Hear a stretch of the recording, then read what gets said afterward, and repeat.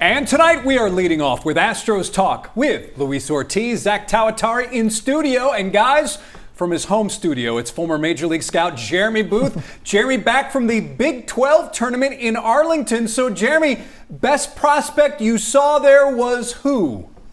Mason White, shortstop from University of Arizona. He had some electricity, some fast twitch, checked the boxes. He left the yard to all three fields.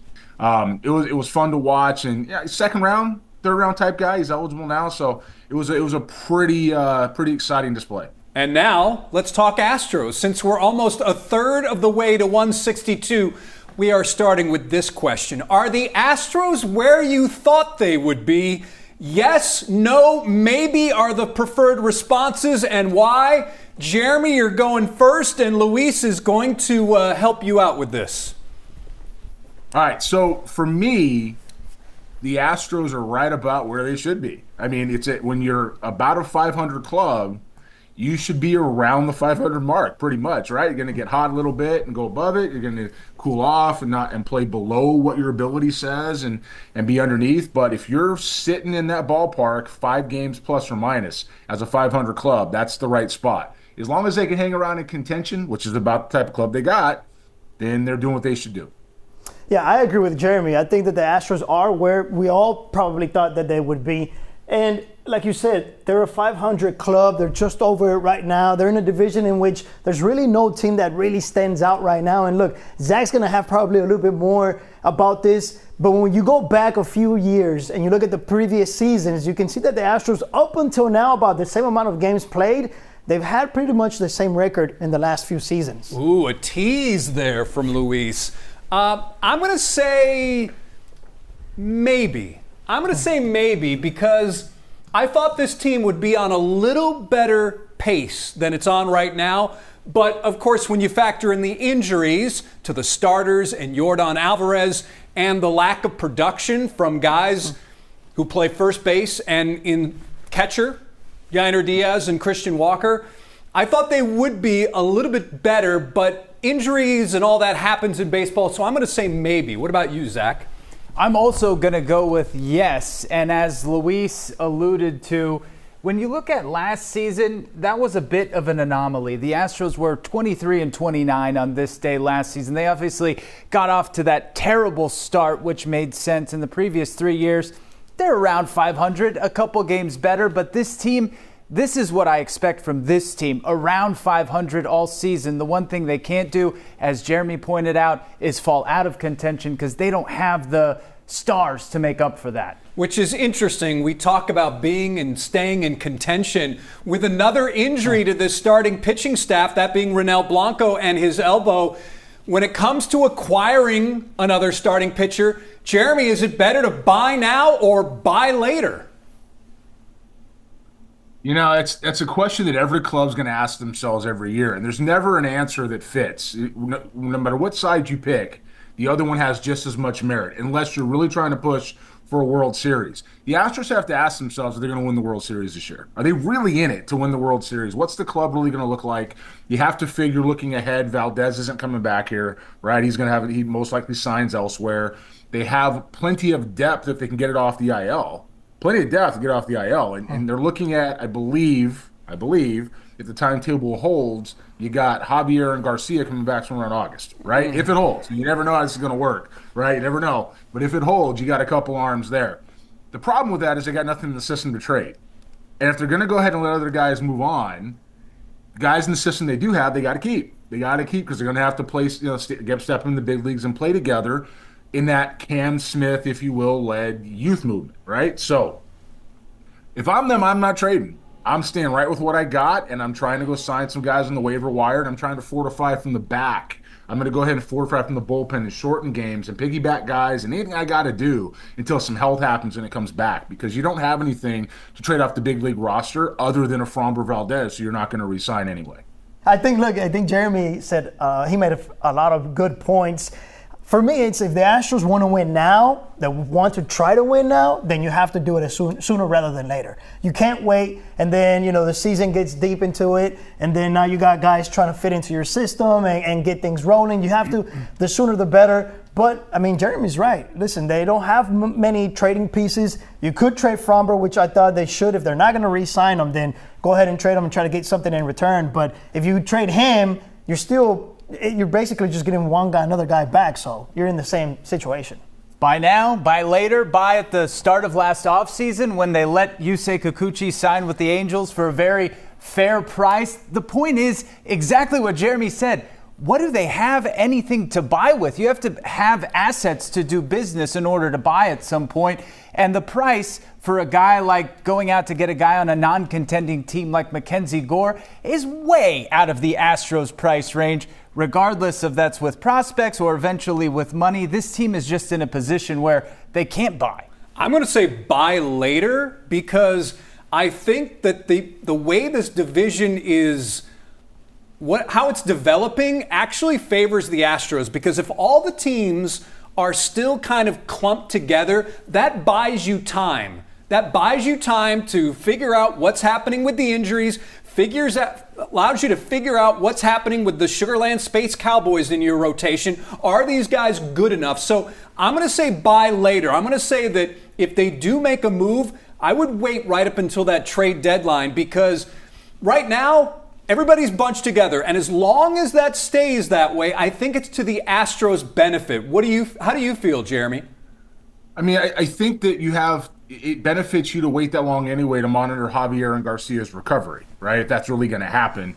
Nothing that the Astros have done recovery-wise with pitching has worked out the way they said it was going to the last couple of years. So I'm not real optimistic that's the case. I know Dana felt they'd be back at that time.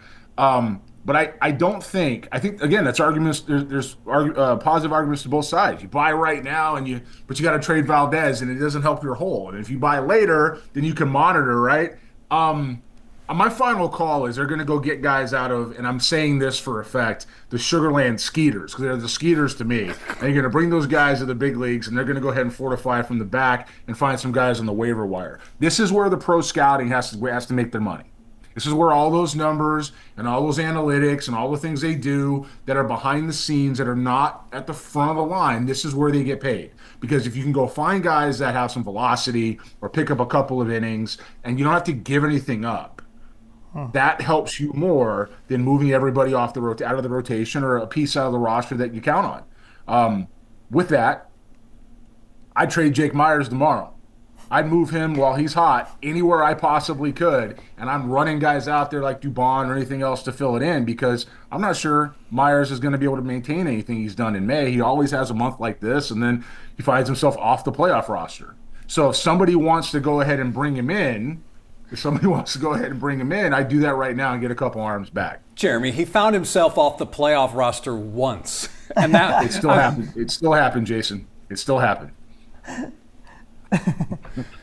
Jeremy, the Astros wouldn't be where they are right now without Jake Meyers.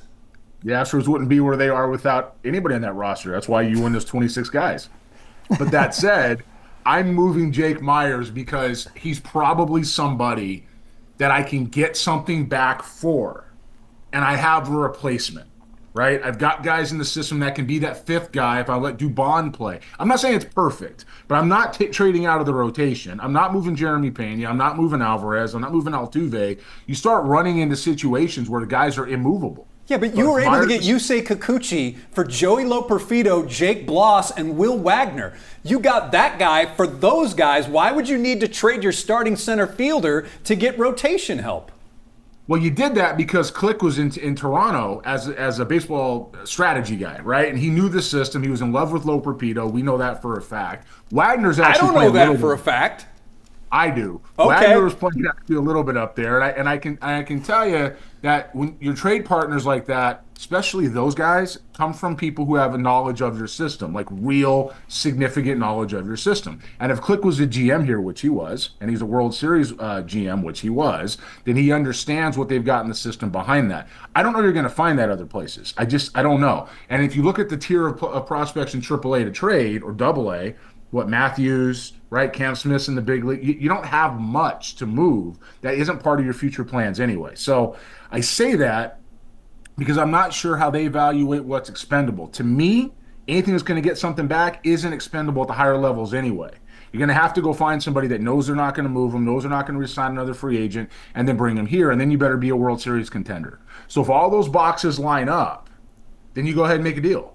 If they don't line up, which they did last year, by the way, they did. Lineup construction in 2024 changes that entire season. This year, I'm not sure that's the case. They're a 500 club with some balance issues and things that need to happen. So to make a move that has impact in the rotation, which is where they need it, they have to have enough players to be able to move off the roster they're not going to miss. Now let's move on to this. The headline from SI.com, the Astros appear to have made a mistake by signing Christian Walker over Pete Alonso. I'm sorry, a mistake? I didn't know they were in the Pete Alonso sweepstakes. Am I wrong here? Am I wrong? I didn't know that was even in the conversation. I mean, I guess when you look at it that way, but was that a thing? Well, I think they're referring to when Pete Alonso, was in the free agency period, and it was an option. Everybody knew the Astros were going to go and look for a first baseman. So, hey, everybody's pointing out to Pete Alonso is there, but were they a serious contender, or if there was a sweepstakes, were there one of the guys to have a strong bid for him? I don't think so, but it's one of the guys that I think was kind of like, hey, Astros, maybe this is the guy you want if you break the bank. Yeah, I think it's a little bit of a hindsight deal there, Jeremy. Anybody ask Pete Alonso if he wanted to come to Houston? Because I'm pretty got some hooks in the New York media. As far as I'm concerned, that was never happening, right? So I don't know what choice the Astros had to sign a guy that doesn't want to come play in Houston. That's an interesting one. It's like, hey, I want you to buy this house. No, I don't want to buy that house. Yeah, but you're going to buy the house. No, it doesn't work that way. He doesn't want to come to play for Houston. He wanted to stay in the Northeast. He thought about Toronto. We know that was the mix. They signed Vladimir Guerrero Jr., obviously the big extension after the fact. Alonso wanted to be a Met. That's where his heart's at. That's what they did. And it fit with the team they put on paper for him to go back there. So SI was looking for clicks. That's about it. There's nothing to that. That's about it. They missed out on Shohei a couple of years ago, too. That's true. I mean, yeah. Right? I mean. Also, Alex Bregman unfortunately has injured his quad. The word out of Boston is that Alex could be out about 2 months. Jeremy, do you think this increases the odds he stays with the Red Sox and will not opt out of that contract? So, yes, is the bottom line to that. But the context is he wasn't going anywhere anyway. I mean, he's made for that city. He's made for that. And I know the Astros fans, and to the city's credit, they moved on. He was a big part of the fabric of that golden era that is seems to be at the tail end, or at least being reinvented. But Alex Bregman fits in the Northeast. He fits with the Red Sox. He fits in Fenway Park. He performs there. The fans love him. He just kind of embodies what they're about up there. And I didn't see him leaving anyway. He's right there in the belt of AL and NL East baseball. He's right there in the middle of it, one of the oldest franchises in the game, and he's kind of a Red Sox through and through. So I don't think there's any chance he's opting out anyway. I agree with you. I don't think he was going to opt out anyways, but now I think teams certainly, if they were interested, small red flag, but I think he was going to stay with Boston anyways. Yeah, he wanted to be there. He got the contract that he wanted. Well, kind of. He kind of got the contract he wanted. He had to compromise a little bit, but ultimately he ended up where it seemed he wanted to be from the beginning. I don't see him leaving, especially now. I think the injury just changes everything completely because he's been hitting very, very well. I mean, he got off to – you couldn't have a better start to the season. So if there was no injury and he continued to play this way to this level the whole entire year, then I think it's like, okay, his value goes up, and then you do opt out and you go get the contract that you were looking for initially. But, I mean, where else do you go after the Red Sox other than the Yankees, maybe the Dodgers? And if they're not calling, then, like Jeremy and you guys said, he's staying there. He is Jeremy Booth, our KHO 11 baseball analyst. Jeremy, thank you for talking Astros, and we will speak to you again on the Extra Bases podcast. Yeah, great to be back, guys.